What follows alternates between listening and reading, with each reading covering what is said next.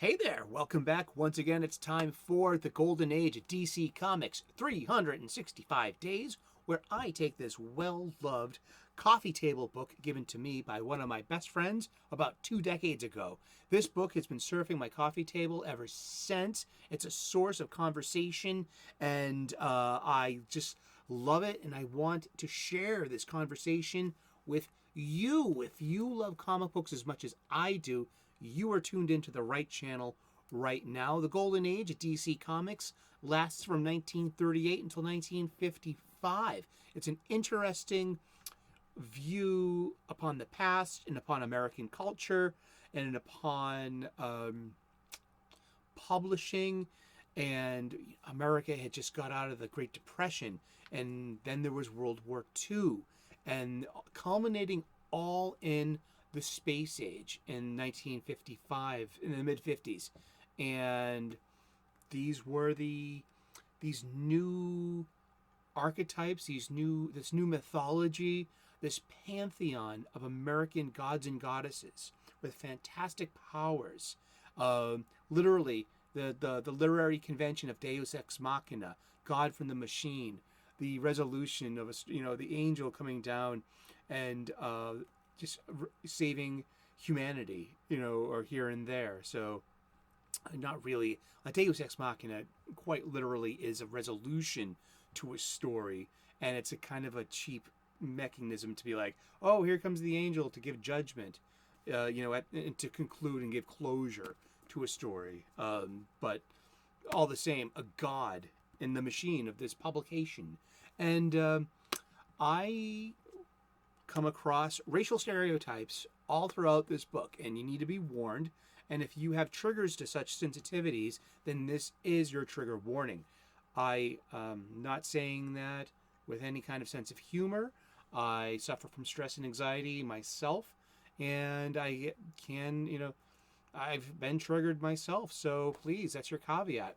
The caveat, as always, please do not burn your hands holding on to any of my hot takes. If you do, then that's on you, pal, gal, or anywhere in the grand spectrum of humanity in which we reside.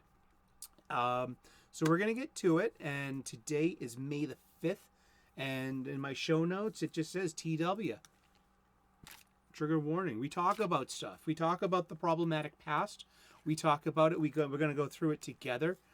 We can't shy away from it. Now, if I see something a bit too much, I'll put my finger over it, or I'll use my best judgment every time I present any of these panels.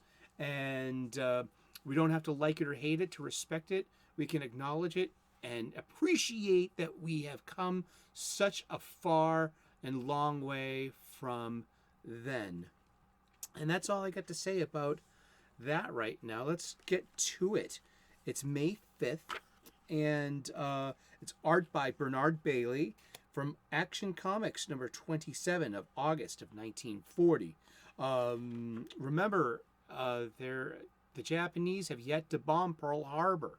So the anti-Japanese and the Japanese stereotypes of World War II are in this category all to their own. This is, like I said, here's your trigger warning. We're going to see some art that depicts an Asian stereotype with yellow skin tones, with the traditional stereotypical garb of the hat with the palm on top, and even what we would refer to as the Fu Manchu style of mustache. So, but he's a Cyclops. But yeah, this would be problematic today. This wouldn't fly. But this is all everywhere, all over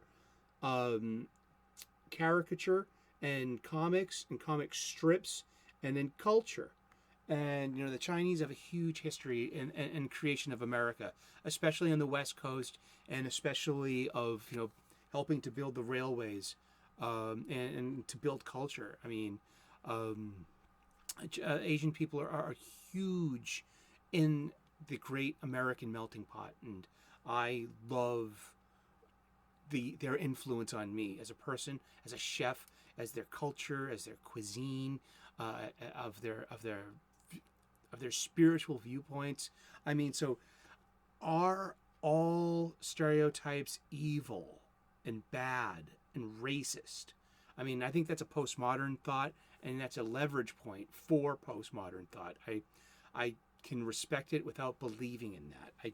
I think that an image such as this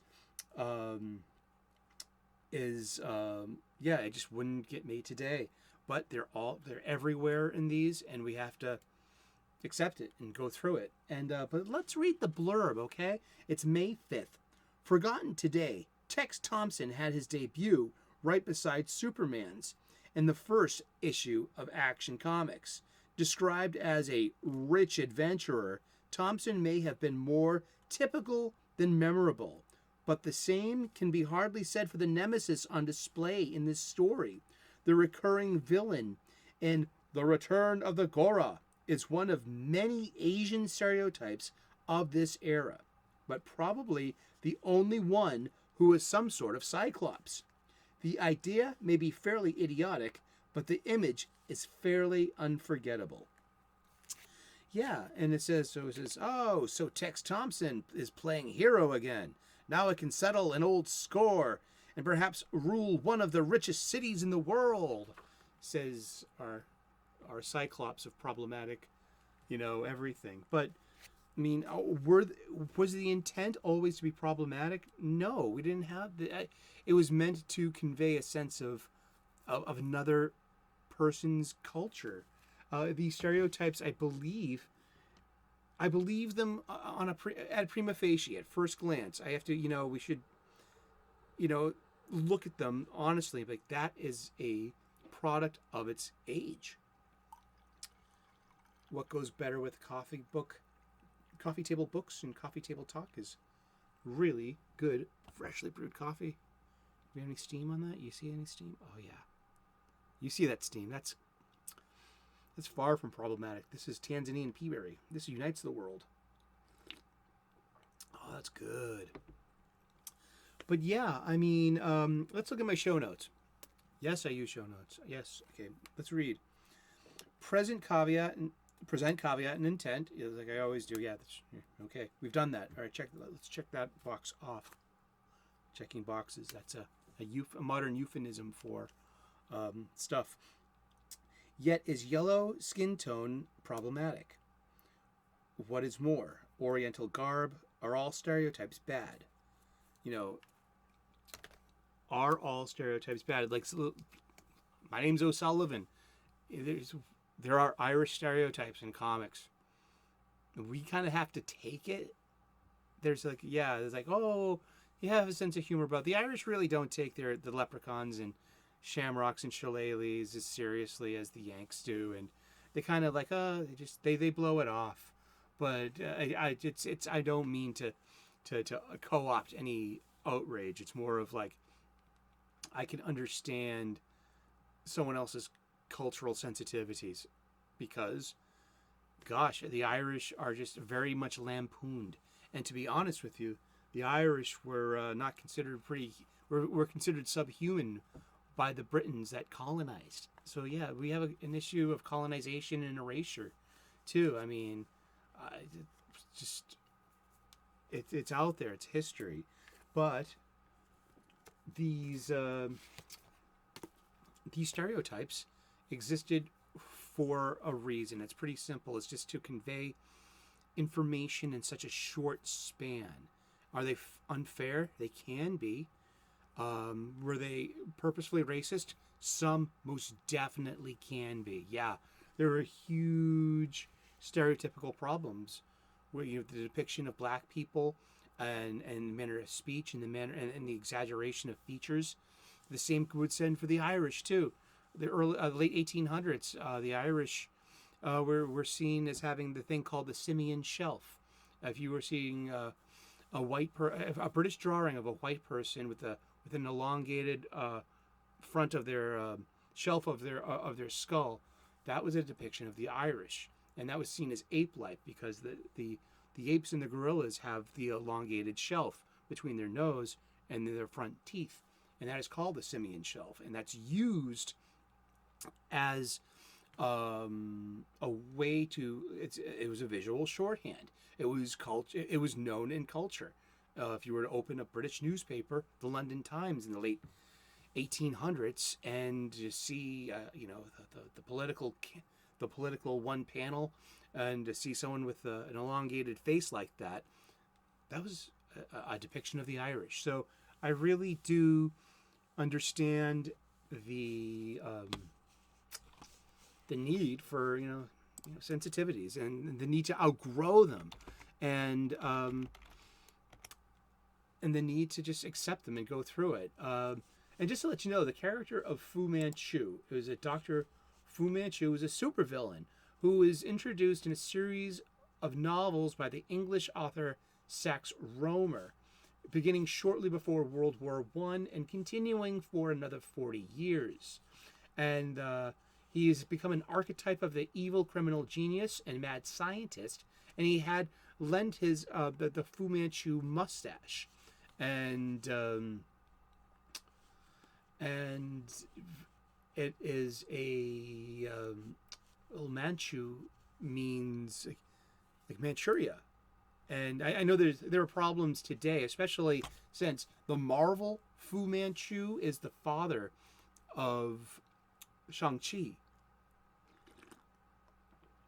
whose mother was a Caucasian in the comic book. Before that became problematic. Yeah, I mean, all this stuff about race, unfortunately, we are made of our races, and and they're part of cultures. Where before we had this interconnected global tool of the internet in the 20th century. These are 20th century mores, and they will stay there in the 20th century. We are 21st century people, and we can only check this out from our vantage point in history. And there's only so much outrage I can have for the past. I mean, I have a life to live. But that is just simply the page today that we have. And we're going to be talking about comic books every day for the rest of the year. So tune in tomorrow, 3 p.m. Eastern U.S. tomorrow, and we're going to figure out who we're talking about when we turn the page. Thank you so much for tuning in. I love comic books. I hope you're having an awesome day and feeling well. It's always a good day to read a comic book, and it can maybe transport you away from your troubles and make you feel good about, about leaving them behind and some escapism, if just for a few moments. And like and subscribe if you could be so kind. I would love to earn your subscription. I make cooking videos. I'm a professional chef. It's called the What's Cooking playlist. I'm a spiritual guy and amateur theologian. Hashtag lighten up. It's about enlightenment and about how spirituality can help you on a day-to-day basis. I also make daily content about comic books. You know this. So tune in tomorrow. Good luck. Namaste. God bless you. And we will see you tomorrow. Thank you so much. Bye-bye.